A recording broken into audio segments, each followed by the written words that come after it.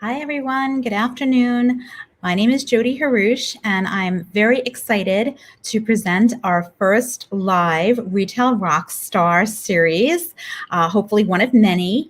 I'm delighted to have Kevin Finnegan join us this afternoon. I've had the pleasure of knowing Kevin for over 20 years. He also is part of MMP's advisory board. So just a little bit of Kevin's history and why he is such a retail rock star. Kevin Finnegan is a seasoned executive with over 20 years of experience contributing to the vision and strategy of retail and customer-facing technology companies. His most recent role was VP of Ann Taylor Factory Loft Outlet Stores. He is currently a mentor and startup advisor at XRC Labs. Previously, Kevin was EVP, Global Sales and Operation Restructuring, Omnichannel Expansion, and E-commerce Integration at New York & Company. Prior, he was EVP at Limited Brands. Kevin also held senior executive positions as SVP at Old Navy, VP at Gap Inc., and executive retail management roles at Saks Fifth Avenue. So without further ado, I want to introduce you all to Kevin Finnegan. Hi, Kevin.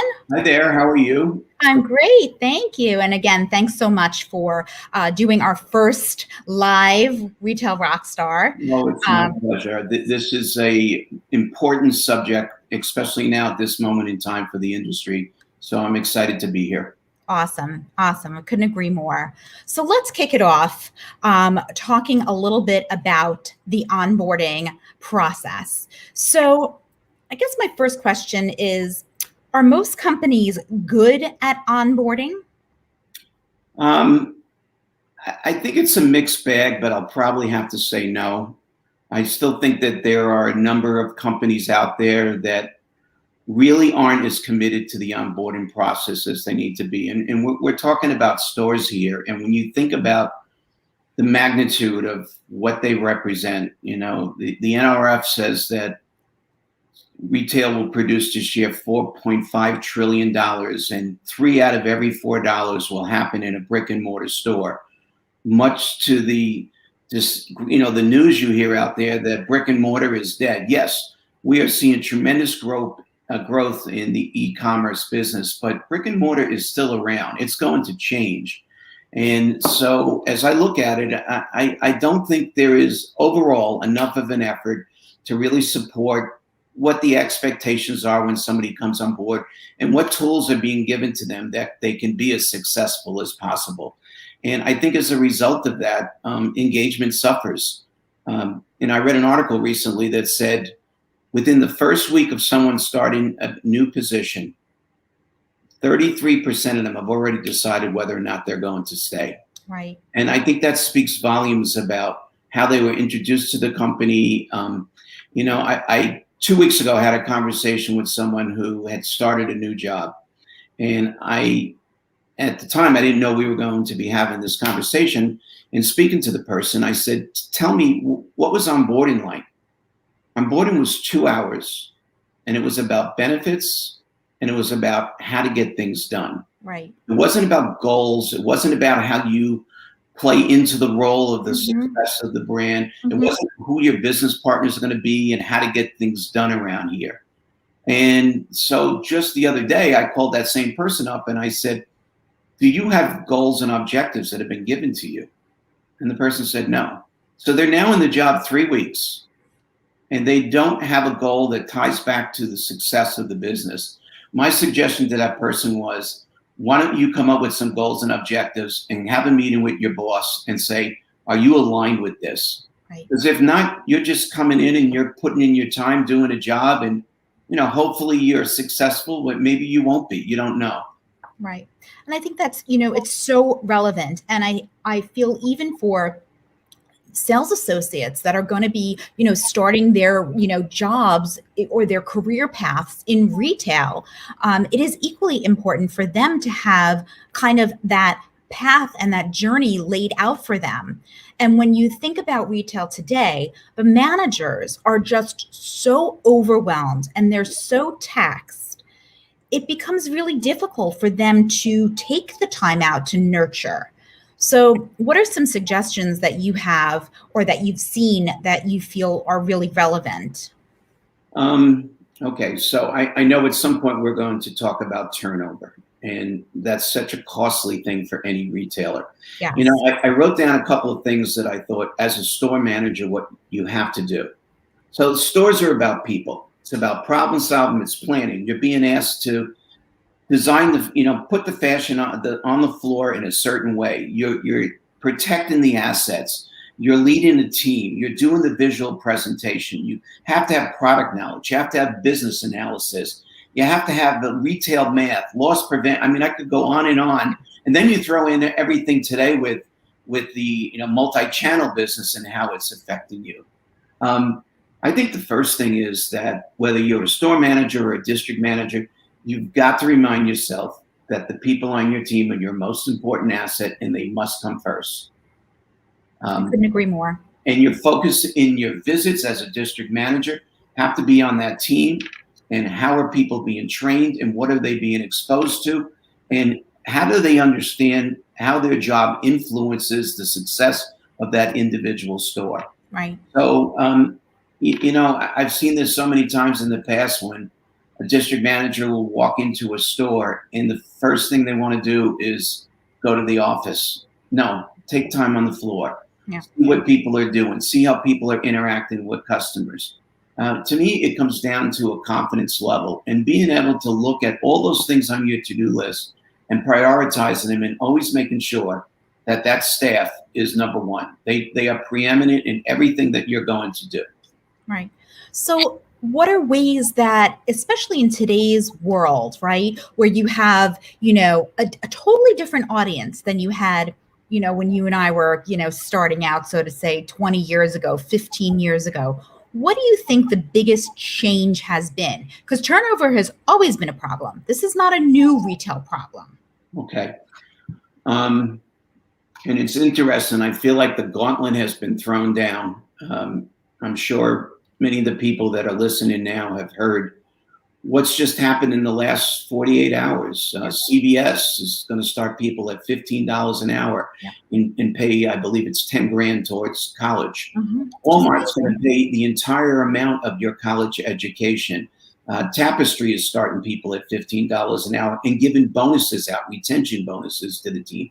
Target is doing similar things. So now all of a sudden, when there's 9 million jobs openings in this country and many, many retailers are having a difficult time keeping their staffs on the floor, you have to figure out how you're going to make this work.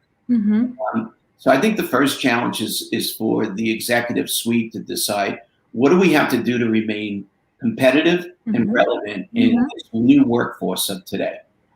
To me, it's going to come back to technology and the things that you can do with technology. Yeah. Think about the next group of people that will be part of your staff. They're so savvy with technology. I mean, they live on their phones. They're constantly using their phones to communicate with people. Yeah. So, you mentioned when we started in this business. I mean, I think of learning and development was a manual about 8 inches wide, and it had sections in it, and it was the most boring, dry thing in the world. Yep. And I think most people used it as a doorstop. It really was not being put to use. So, I agree. I remember going in the back rooms and you'd find them underneath the tables to help, keep the tables even. Or better yet, you go in the back room and ask, where is it? And they couldn't find it. No idea, right? So, times have definitely changed. So I think, listen, the pandemic should be the wake-up call for retailers on so many levels. Yeah. This pandemic should have us say, what we were doing before isn't working anymore. So if we're going to really say, and everyone says this, your most important asset is your people. You got to put money where your mouth is. Yeah. And really what that means is you have to put together programs that allow them to be not only engaged, but more knowledgeable than the customer, more confident in what they're doing. And by the way, that will reduce your turnover, just that alone. 100%. 100%. Yeah. But also people, I think, and I know you feel, obviously we feel exactly the same way, people need to feel connected. And it's sometimes very difficult to feel connected when you are in your store environment. You really don't have that bigger picture of what's going on, in your organization, whether that's new launches of product, new openings, press, new website designs. So, how does that work into retention? And I think what you just brought up has been exacerbated by the reduction in expenses in travel. Mm-hmm. So store people are not seeing their direct supervisor as often. Nope. Face to face. It's kind of like what we're doing right now. Yep. And in some ways, that corporate office is completely disconnected from these folks. Yeah. Yeah. And I think it's really important now that whether you're going to use Zooms or whatever vehicle that you have, if you have a mobile app that you can do real-time information that's going to be relevant to your people and be timely and helping them know exactly what's going on in your organization, then you have to use those tools. Yeah. It's interesting, but how many stores out there closed last year? I think it was 20,000 stores. Yeah. I don't think a lot of people realize this. There are 5,200 stores scheduled to open this year, which is more than what will be closing. Right. So we're seeing a little bit of a reversal in what's taken place up to this date. Right. And that tells me that stores are going to be more important than they have been the last few years. Right. Yeah, we'll continue to see struggles in traffic. Traffic is really not that easy these days. Mm-hmm. But the reality is that if you have a frontline team that is engaged, that's confident, that has the tools that they need, they can produce so much more for you. And at the end of the day, it's about productivity and it's about delivering on the company goals. Absolutely. I find it so interesting because, I know you and I and probably a lot of our colleagues have been out in the stores more, and they have been to the malls or the strip centers. And it's so jovial. Do you get that feeling? Oh, totally. Like, it's just people are so happy, like no one's yelling, everyone's waiting in line patiently. And I find that, when you talked about the brick and mortar stores not being dead, people are going to stores for a reason. They need that connection, yeah. And that's something you're not going to get online. Nope. Yes, the online business is not going away. And we use the word seamless a lot between brick and mortar and online. Yes, it has to be seamless because it's got to be easy for the customer and easy for the associate. So yes, I have actually the last few times I've been in malls, I was just the other day in Roosevelt Field. I was like, this is like the most traffic I've seen in probably even 2 Christmases ago. Yeah. And I feel like that all ties back to, and I know your philosophy also is the brick and mortar store is your heart. It's where your love comes in. It's where your teams can show love, right? Where they can tell the brand story or, kind of surround their customers kind of in their own vision. And when people come in and you're just like, kind of I don't know, like I'm busy folding my merchandise here, don't talk to me, right? Yeah. Or don't even look up to say hi. That's when the disconnect stops happening. I don't care if you're the most luxurious retailer in the planet, like an Hermes or Giorgio Armani or Tiffany & Company, or if you're, a Windsor or Forever 21, that's much more fast fashion. The customer expects something when they walk in that door. So at the very least, she wants it easy. She wants it fast. She wants a genuine conversation. She's in one. And she wants to be treated with respect.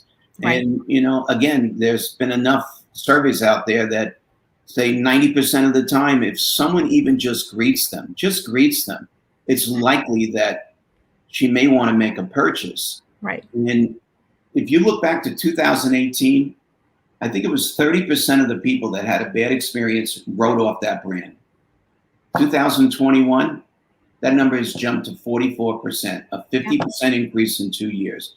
Right. So here we are talking about traffic being challenging. She's got a lot of options that she can go to. You have to make sure that when she comes across your lease line, you are putting yourself in the best position possible. Absolutely. And I know you and I have talked about this before. You can walk into a store and you don't even have to talk to anyone. You know whether this store is on or this store is off. Yep. If it's a happy store, right? We always say, is it a happy store? And the happy store, in my experience, has always been that manager that puts the team first, absolutely cares about the team, and is really into growing her people, pushing them to be better than they were yesterday. Those are the stores that really get it right. And those are as you look through your organization, those are your top performing stores. Always, always. And it's so challenging, obviously we speak to retailers all the time, and, that store manager, they are like your lifeline. Yeah. They are the ones that hold the key to success. If you walk into a happy store, right, it's almost like watching an orchestra play or a ballet. There's this like beautiful buzz that's happening. And it's kind of like you're going into someone's house. Like, you don't want to stay in their house if they're miserable. You're like, I'm out. Like, I don't have time for this. But if you're happy there and it's a good environment, and everything's, working, you'll spend more time there. But I feel a lot of times, especially post-pandemic, God willing, we're not giving managers the right toolkit. We're not giving them anything. We're just saying things have to change, or you have to convert more, or, there's more to do with less people, but we're not telling them how. No, you're right. You're right. And that how is so important. I mean, just to simply say, you have to increase the basket size, or your conversion needs to improve. Well, what are the tools that you figure out how to do that? And sometimes if you've ever seen conversations like that happen, you can see that deer in the headlight look from the person, like, I don't know what to do. Right. I'm doing everything I can. We're not getting the traffic. It's like, you gotta find ways to give them the confidence to overcome what they feel the objections are. Because all that does is trickle right down and make it an unhappy store instead of a happy store, right? And when it's an unhappy store, that perpetuates the turnover, which hurts every metric, hurts the sales.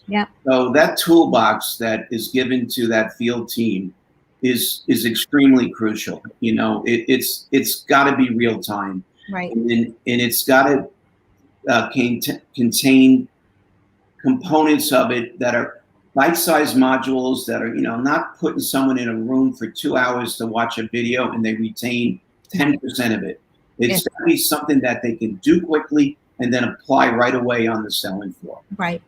Yes. And that I know from our own company that we really do see, a good change in retention when onboarding, not even onboarding and beyond are done well. Yeah. So I don't think I coined this term, but I absolutely feel it resonates so well. And it's called new hire resentment.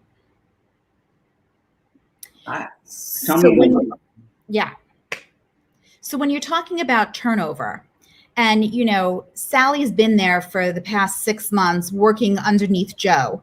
Joe knew everything because he was there for 2 years. He just was like, he was perfect. He was happy. He was great. But he wasn't getting, the right nurturing or the training that he really wanted to. He was very interested in moving into visuals, but he was never given the proper training to do so.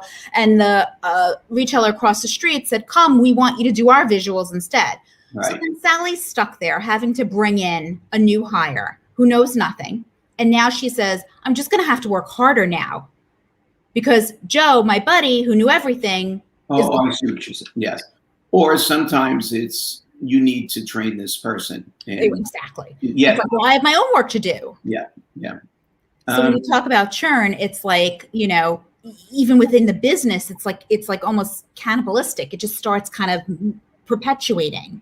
And the scary part of that is, and we can all think of experiences in our past, maybe that Joe had a lot of runway, a lot of potential to do much more than what he was, not just to go to do visual, but maybe to be a district visual person or maybe to be a district manager someday. That person's gone now. Yeah. And the funny thing is, if you do have a shot to get him back, it's going to cost you a lot more money to have him come back to you. Once he has all that experience underneath his belt, instead of taking him and nurturing him and investing in him and seeing the potential. So I do find it very interesting. And I've physically seen that kind of new hire resentment, or it's like, she's like, oh, she's new, she doesn't know what she's doing yet. I think it is really important that an organization can evaluate the onboarding and then the ongoing training. You give them the information, you inform them, and then you evaluate whether it's being retained by them, and then you have a method of confirming that it was taught, whether it's an individual, a store, a district, a region, or an entire organization. And it could be hard skills or soft skills. It could be, how to build the UPTs, or it could be how to keep your store sanitized in this world that we're going to live in going forward.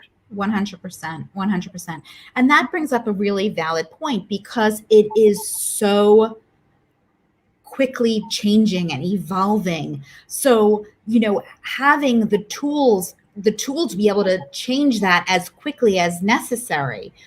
Paper, posters in the back, those things don't do it anymore. No. In many cases, they're antiquated right after they go up. And that's why I said a mobile app. It's got to be something you can react immediately to something that's happening. You can get a tool out there. You can get communication out there. Whether it's communication from the CEO or communication from somebody in ops or maybe one of the merchants about, the new product drop and what are the key items that are really going to drive the business that the stores need to rally behind. Right. Yeah. And I mean, through the whole pandemic, we saw things going up every day, down every day, changing every day. It was like a constant flow of, up-to-date information happening, almost real time. I mean, that's how quickly, our clients were communicating these things. But let's talk a little bit about not only the onboarding, but kind of the employee engagement in general. So, you have a very long history. You've seen a lot of different retailers. What are some kind of your favorite employee engagement kind of ideas or ways to kind of always inspire? Okay. I think the first thing that just came to mind, and it might be a little unusual, was I think back to my days at New York and Company, and we got behind the St. Jude campaign. Yes. First of all, our results were phenomenal. They were amazing. Yes, I remember. We used to do the videos for it every year. And this is something that the field team took such pride in that, people got very emotional about this. Yeah. And we were able to reward members of store managers, district managers, and regionals to go to Memphis and spend a couple of days at St. Jude's. Yeah. And really to experience it, which brought in even stronger buy-in for the next year. And this became something that they wanted to be chosen to go to St. Jude's. And it was something I know I was very proud of the team, and it really, I think it solidified the stores, you would talk and go into a stock room and you would see these monuments to St. Jude's in the back. Yeah. And it gave a common purpose. And at the end of the day, I think people want to feel good about the company they work for and that company's doing good things. Absolutely. And this was something that I think really set the tone for people feeling extremely proud working for a company. And let's be honest, a company that had a lot of struggles in the marketplace. Something that kept people involved, engaged, and loyal to the brand, and something that they really relished being able to say, hey, look at what we did. We beat our goal, and we have 2 weeks to go in the campaign. Yeah. And also obviously empowered them to have the conversation with a customer. It was a totally different kind of engagement factor for them to say, it's unbelievable. We raised, $3,000 over the weekend for St. Jude. It's such a beautiful organization, and it's just, again, a different talking point than, can I help you? Totally. So, And let me tell you, the customers rallied behind it. yeah. Um, and it would be amazing because they would want to find out more about, Hmm. how Hmm. long we've been doing it, why, and where does the money go? And we gave them the tools to be able to talk about Right. how much each medication costs or a certain Yeah. procedure would cost. Yeah. So our goal was, as a company, I remember the second year, our goal was to run St. Jude's Hospital for one day. I think it was $1,975,000 we had to raise. Incredible. And towards the end, we were more like $3.5 million. I remember very well. And the customers loved it. And I will tell you, there was so many great stories of customers who were patients at St. Jude's that Yeah. didn't know we were doing this, or had a nephew or a niece that went there. So Everybody that's knows somebody, unfortunately, right? yes. From the mouth of babes. Yep. But I think, that is a very specific example that I think people can take away. When I remember working with you doing those St. Jude campaigns, the way that you set them up for success was unbelievable. So there was literature for the customers, there was videos for the associates, not one, ongoing reminders, whether it was, Richard Crystal coming on with a CEO message about St. Jude and the importance it, whether it was the St. Jude video, whether it was you doing, the push for St. Jude, the managers, the thermometer in the back, which I remember very well. Yeah. At the time, we were doing that together. And I think about just the communication is what made that successful.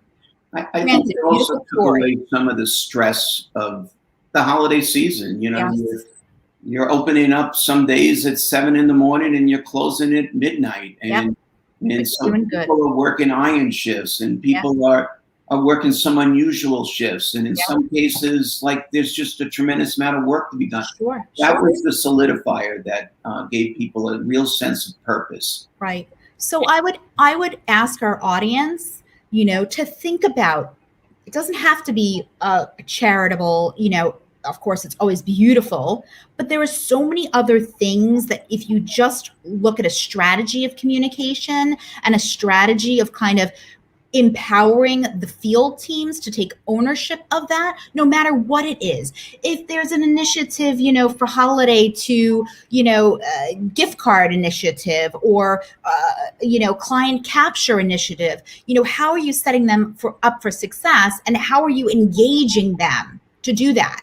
Just saying, you need to open, 4 credit cards today in order to meet your goal. It's like, oh, how and why? And, what does that matter? What does that do? And why is that important? Right. And I think once people know the why, they're like, oh, okay, the light bulb goes off and I can do that. Right. And I just think that, again, coming out of this pandemic, there needs to be more celebration. There needs to be more happiness, have fun in stores, get the energy back again. And I'm talking about it in a very genuine way, not just window dressing for the customer, being very, very sincere about all those associates, whether it's somebody who works in the stockroom or somebody on the sales floor that's there for 8 hours a week. Find something to celebrate, find something that they know that they are contributing and playing a role to the success of this big monstrosity of a company. And even if that goal is a monetary goal where, you want your store goals, you want your year over to year for your sales for that specific season or that quarter to be better. I mean, that's a huge celebration, right? So being able to even share that information with your teams, being able to reward somebody for their tenure in the organization.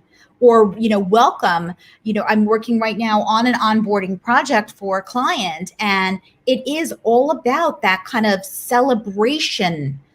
And I almost say it's like the reward of being hired to that company. And I don't care what company. And let me say one other thing too, because I think what's really important is, I've always felt this way. I think, honestly, one of the most underappreciated, underrated jobs is the district manager job. You're responsible for 12, 13, 14 stores, and My last assignment, I had one district manager that had 19 stores, and they're in different time zones and different diverse setups. Some are in outlets, some are in streets, some are in power centers, some are in traditional malls. Yeah. So there's so many different things, balls that they have to keep in the air. And they're responsible for not just that store manager, but the rest of the management team and the associates to be engaged, to be aware of what they need to do, and giving them the tools to get it done.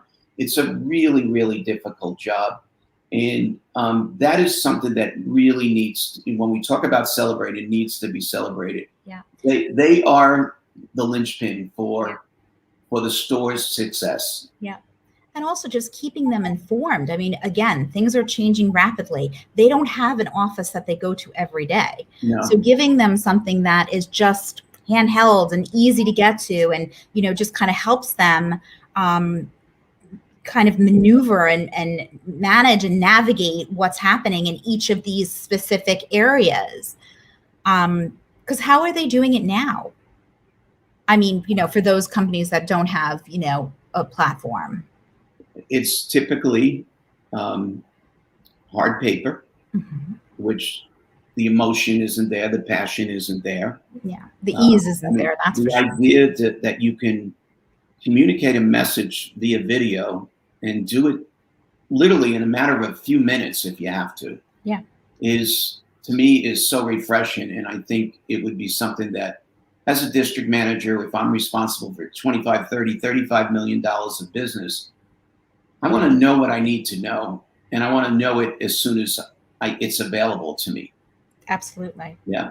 And make it easy. Make it easy. You know, I know that one of the banes of a lot of district manager, regional managers, and store managers' existence is email. Because it's one to all. Oh my God. And it's like you walk in on a Monday morning or you open your email on a Sunday night, you don't even know what to do. Nothing's prioritized. Everything's just like, here. So here's one thing that I think is really important, and that is the closer you get to facing the customer, that person's seat at the table needs to be there.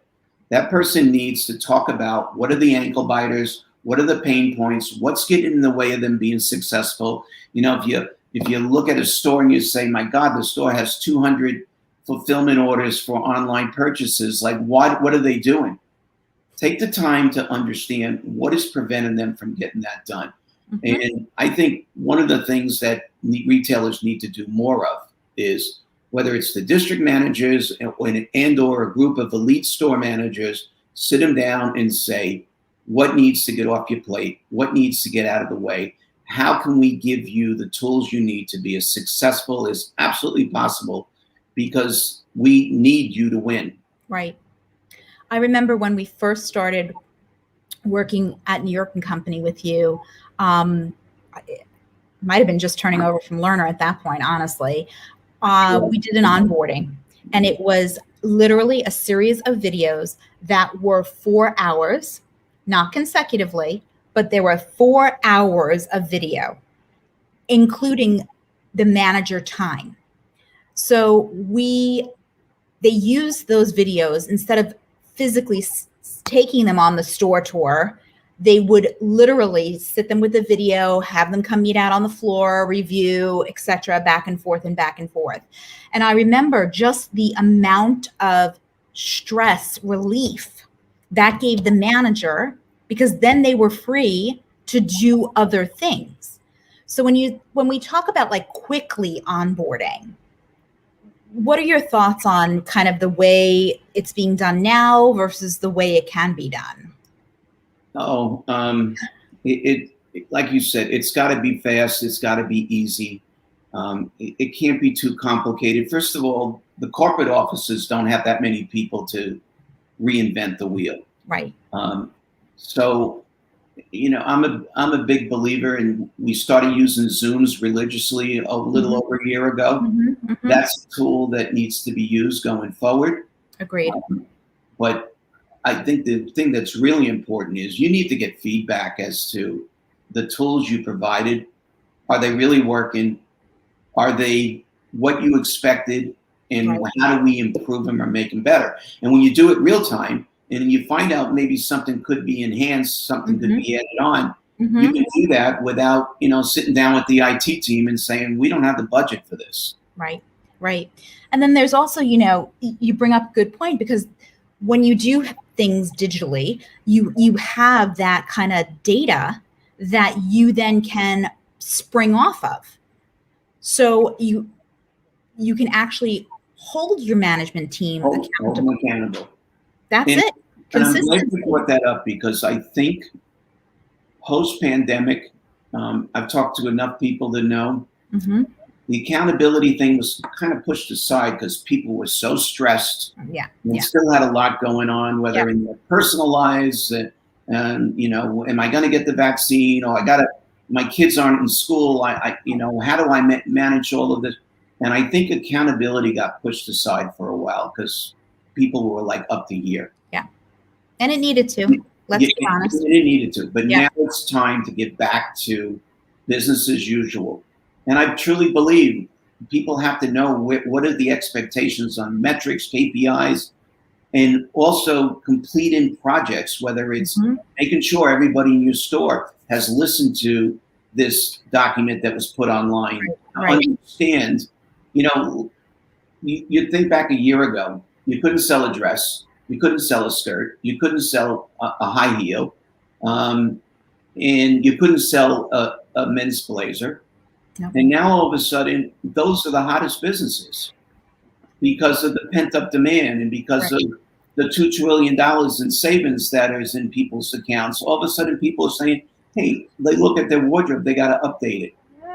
Aren't humans so funny? What if you have a team that really doesn't know about the product? Right. So it's got to be measured. It's got to be measured. Yeah. I think also, consistency is truly the most important thing when it comes to onboarding your employees. Because if everyone is beaten to the same drum and everyone's moving in the same direction, and that there's consistency throughout your entire organization, the managers have consistency, they have the right tools, associates are getting onboarded properly, they're getting engaged continuously, then you can start moving your company towards bigger and better goals.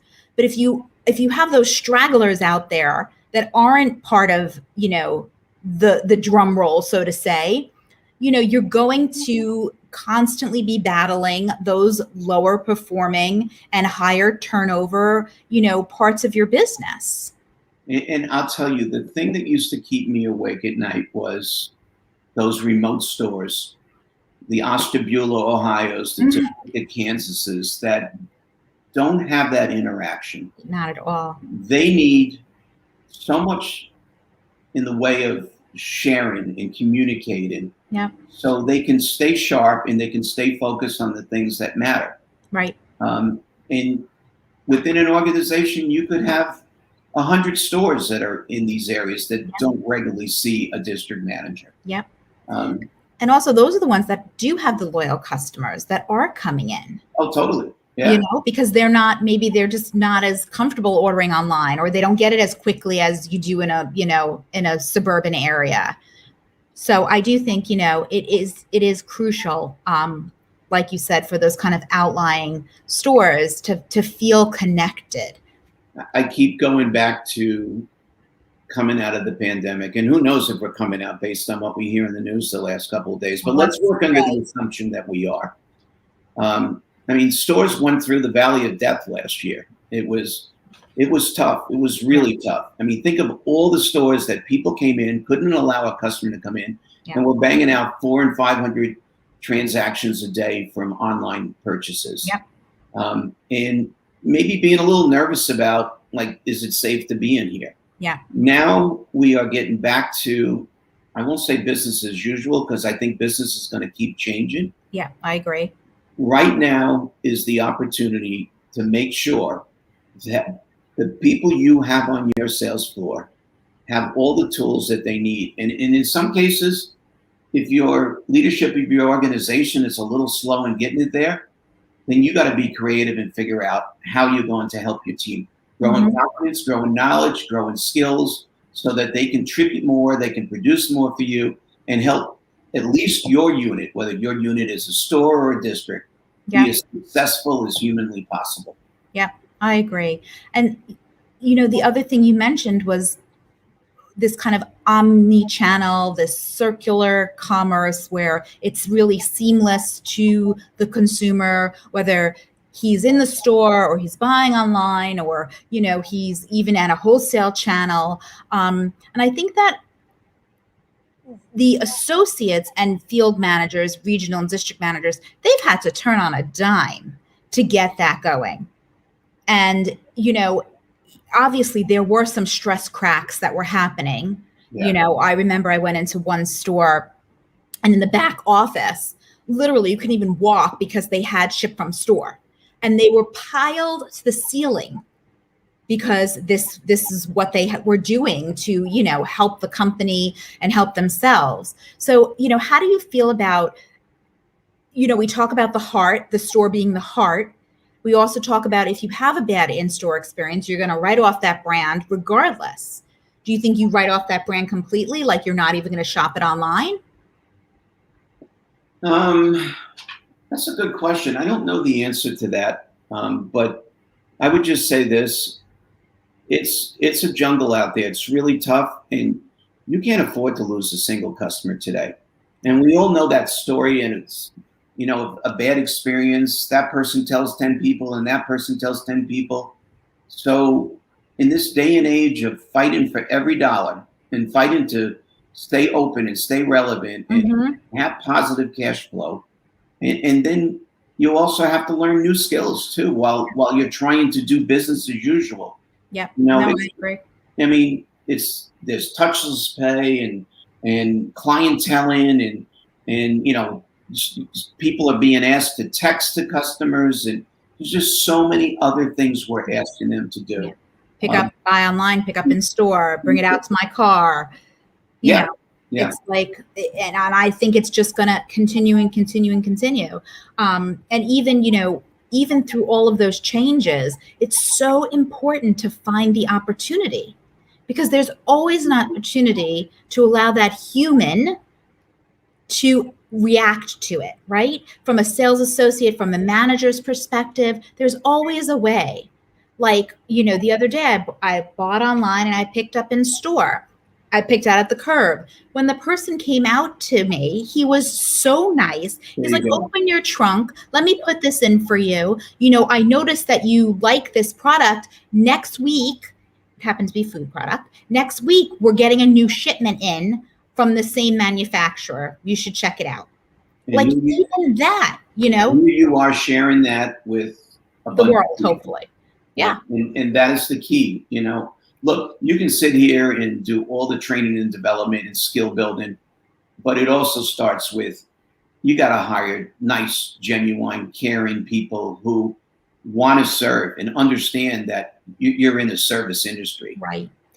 You bring up a very valid point, and that kind of comes back to the onboarding. And even before the onboarding, it's more of the hiring the right people, finding those, genuinely warm, happy, and they may not be in your industry right now, but as a leader in the business, there are certain characteristics that you need to be trained for, right? Where you're not just hiring for warm bodies. No, oh my God, no. Right? Because they're warm bodies do nobody any good. It's wasted payroll. It's wasted payroll. They're probably using payroll to lose a customer. Yeah, exactly. Yeah. Exactly. If people don't want to be in your store to work there, people aren't going to want to be with them. Yeah. Nothing is worse than a I don't want to say disgruntled, because they're not disgruntled. They're just like blah, like they don't care. And that to me is just, one of the worst things that you can do as a leader is hire somebody that doesn't care. And that's the big challenge right now because of all the openings. You can't sit back and just wait for who's going to come in and say, can I have an application? Right. And again, there is another tool that probably should be created in every retailer. How do you go in and write your staff from the number of people and the quality of people. What are the steps that you can take? Because if it was that easy, I would have ventured to say it would be done now, and it's not being done. Right. You know, it's really true. I mean, even from a manager's training perspective, you know, it's that coaching and mentoring, right? That pure kind of skill that can be taught, right? How do you coach an underperforming associate? How do you coach a high performing associate? What skills does that high performing associate that you can kind of bottle, if you will, and let everyone else kind of get a taste of it, right? So, right. you know, even I think we've as retailers, I think people have lost sight of the fact that you can change behaviors if you know how to do it. And it's a lot easier and a lot more cost efficient to change behaviors than it is to get rid of them and bring somebody else in, you know. And of course, there needs to be some guardrails on it. It's time, it's energy, it's a distraction, it's money, it's lost sales, it's other things not being executed because this is taking your time away from it. Exactly.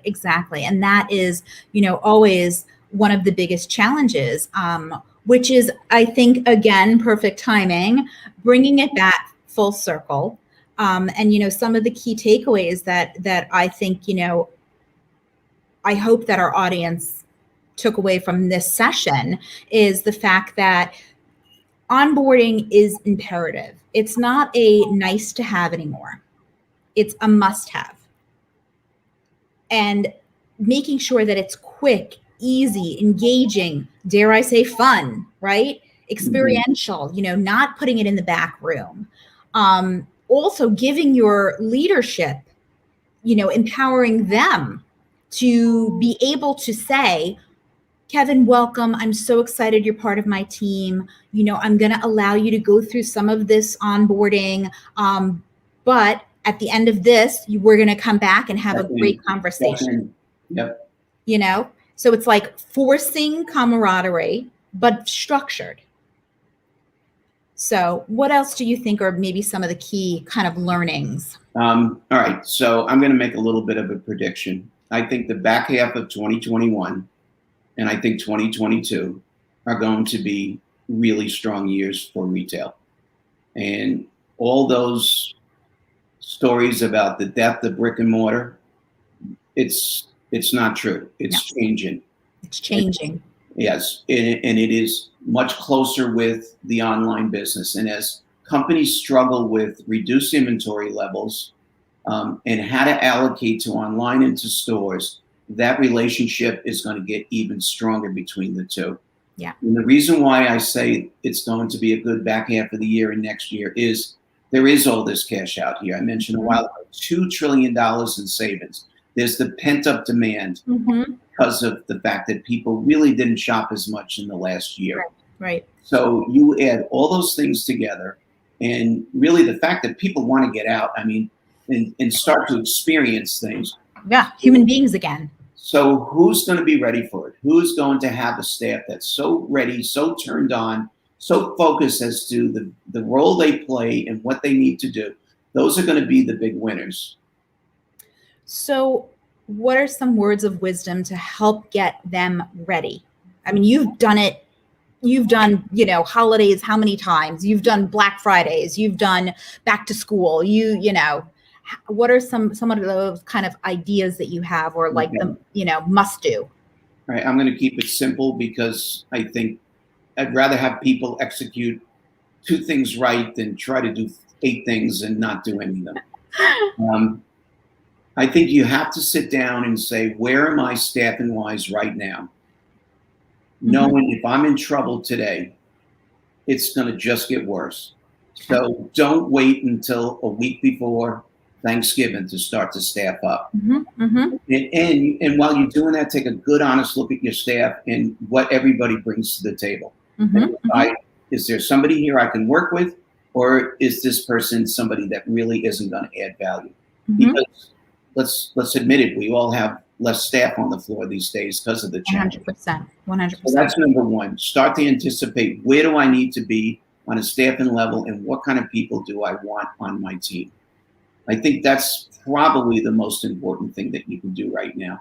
The I agree. second thing I would say is, I know this sounds really easy, but get that stockroom organized, because that's the heartbeat of the store. Right, right. And you have to have a system in place. So if you're understaffed now, it's entirely possible that things are falling through the cracks. And it's usually the first thing that goes is the stockroom.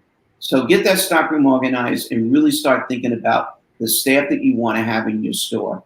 And then you can work on setting the mood and the culture. I would also just say this. Don't wait for BHQ or headquarters, or whatever you call it in your organization, to send you the magic pill. Within the four walls of your store or the four walls of your district, what can you influence today that's going to make you better tomorrow and the next day and the next day and the next day? Yeah. Take ownership of your buildings, as I know you do. Yeah.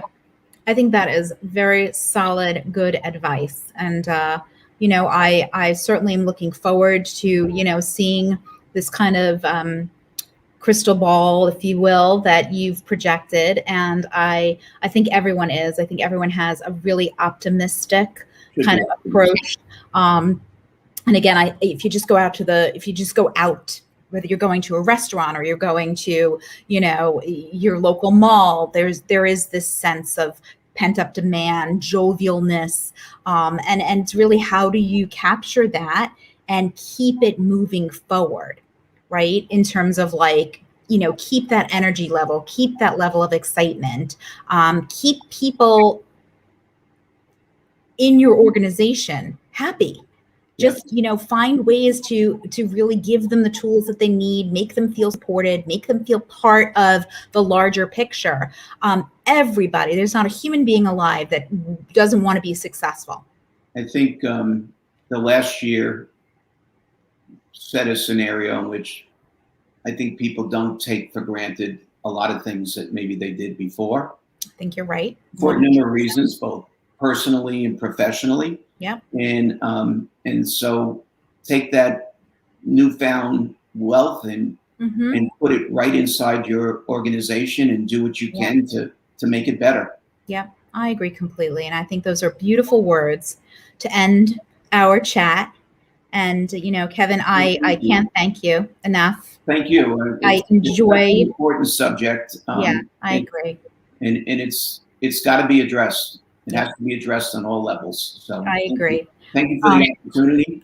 Pleasure. Thank you. And, I hope that we will definitely continue, obviously you and I will continue until we can't continue anymore in terms of our conversations offline. And, I, again, just thank you. And I hope everyone enjoyed it, and, keep in touch for next. And good luck to everyone. Have a great rest of the year. Definitely. Thank you, Kevin. All right. Bye-bye. Bye.